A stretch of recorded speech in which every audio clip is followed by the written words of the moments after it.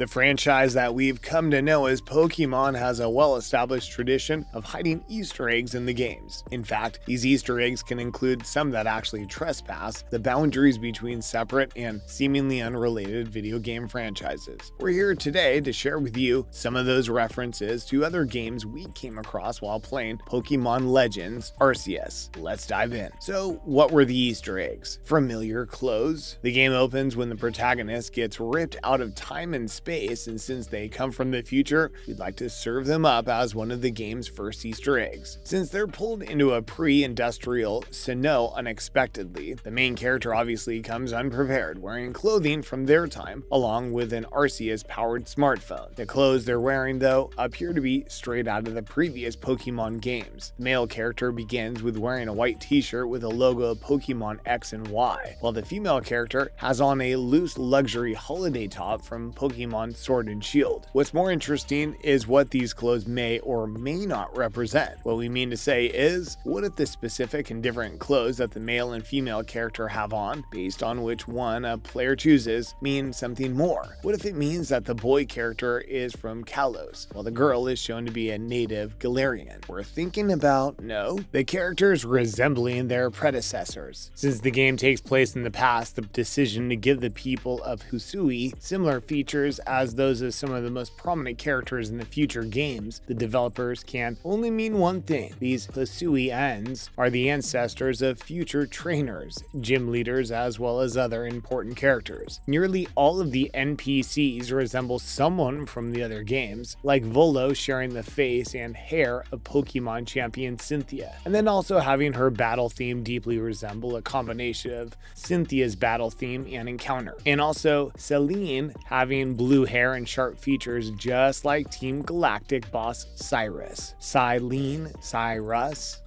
Get it? Oh, and don't forget, upon visiting the Diamond and Pearl Clan camps, we can see 3 strange paintings of things and people that remind us of previous games. The left painting in each camp is the same and holds a very striking resemblance to Alder, the Pokemon champion from Black and White. The right paintings, however, are different. In the Pearl camp, the painting reminds us of Archie, the leader of Team Aqua, while the one in Camp Diamond looks an awful lot like Maxie, the Team Magma leader. Also, the paintings of probably the original Maxie and Archie come with symbols which hold a stark resemblance to the logos of both their teams. Mind blown. The clans of Diamond and Pearl. Speaking of clans of Diamond and Pearl, we come to see that the only place that gives off signs of modern civilization in Hisui is the Jubilife village. While the rest of the world is covered with ancient ruins and untamed wilderness, the only exception are the 2 clans, who actually predate the Jubilife camps and its people. We can't even fully call them Easter eggs because they're more of a reference to actual Ainu people. The Diamond and Pearl clans have this thing about being based on Hokkaido, and we know that a long time ago the Ainu were actually the only inhabitants of Hokkaido. More interesting, the Ainu relied on deer for food and its fur for clothing, especially during the winters, while the Diamond and Pearl clans have deep respect for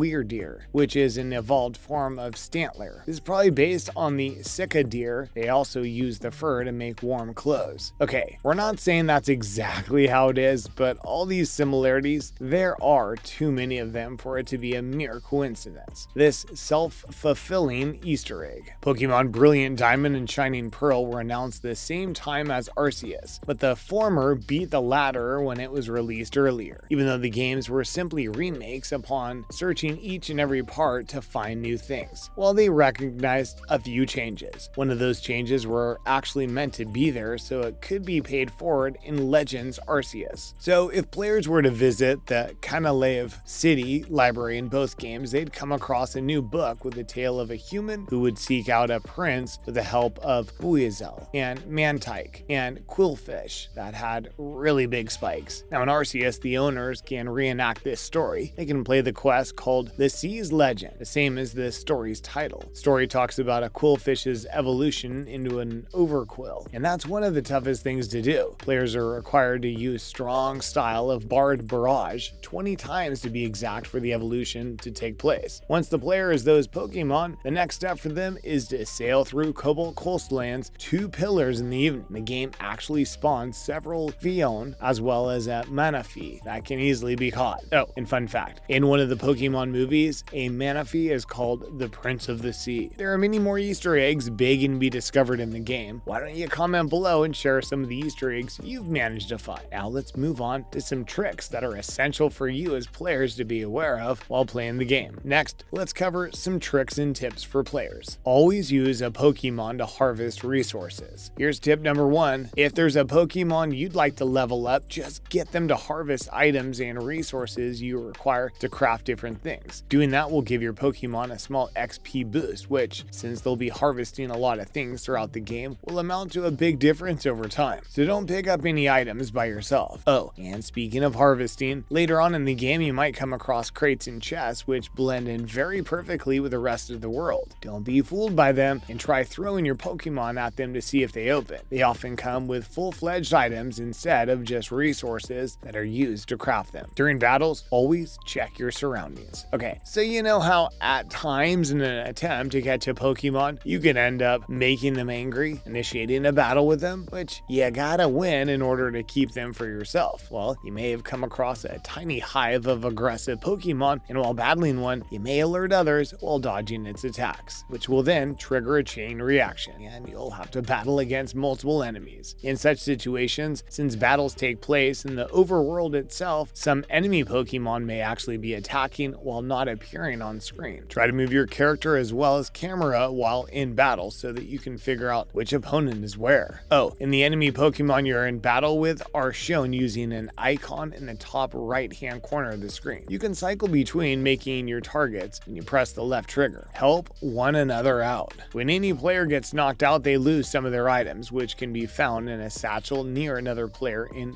their game. Players can return these satchels to one another, and you might want to do the same thing. Why? Because helping out other players actually wins you merit points and helps you acquire rare items like stones needed for evolution from a merchant in Jubilife Village. So even if you gotta go out of your way to do it, it's most certainly worth the trek, and it also becomes easier over time as new methods of transversal are unlocked. And you might want to upgrade your carrying capacity. It requires money to upgrade, but it is worth it when you realize how much worse constantly running out of space is. Attempt to catch with stealth before resorting to battle. You learn very early on in the game that this is an option. Players can hide in tall grass and even crouch in order to hit a Pokemon while they're unsuspecting of it. This maneuver is highly effective as it greatly improves your chances to catch high-level Pokemon. Even if you want to have is an inadequate Pokeball, it's important to attempt catching Pokemon in stealth because it requires minimal effort, helps you avoid getting into unnecessary Pokemon battles. Why would you want to waste your time in an elaborate Pokemon battle when the alternative is only losing a Pokeball, which is one item that's the easiest and most abundant to craft? That's a wrap for this video. What are your tricks that you've discovered while playing Pokemon Legends Arceus? Let us know in the comments below. Make sure to give this video a thumbs up and subscribe to our channel for more videos like this. See you in the next one.